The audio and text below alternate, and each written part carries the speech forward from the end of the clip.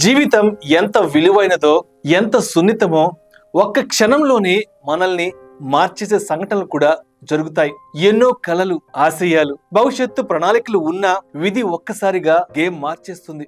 ఇలాంటిదే పరాగ్ దేశాయ్ గారి కథ. ఒక గొప్ప నాయకుడు, విజయవంతమైన వ్యాపారవేత్త కుక్కల దాడిలో అర్ధాంతరంగా ఆయన జీవితాన్ని ముగించాడు. వాఘ్ బక్రీ టీ గ్రూప్ శతాబ్దానికి పైగా చరిత్ర కలిగిన బ్రాండ్.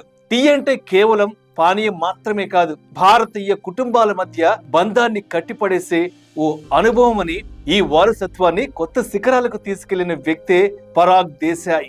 లాంగ్ ఐలాండ్ యూనివర్సిటీలో ఎంబీఏ పూర్తి చేసి భారత్ కి తిరిగి వచ్చి తన కుటుంబ వ్యాపారాన్ని భుజాలపై వేసుకున్నారు.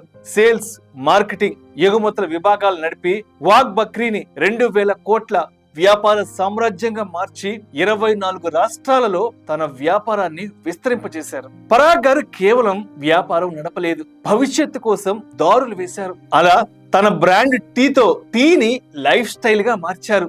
అంతేకాకుండా డిజిటల్ మార్కెటింగ్ ద్వారా యువతలో బ్రాండ్ ని మరింతగా దగ్గర చేశారు.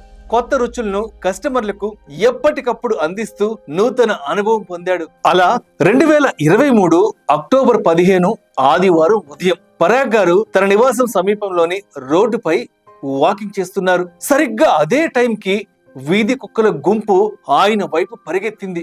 తప్పించుకునే ప్రయత్నంలో ఆయన జారి కింద పడిపోయారు. తలకు తీవ్ర గాయం తగిలింది. సెక్యూరిటీ గార్డులు వెంటనే ఆసుపత్రికి తరలించారు. డాక్టర్లు శక్తి వంచన లేని ప్రయత్నం చేశారు, కానీ మెదడులో రక్తస్రావం పరిస్థితిని విషమం చేసింది.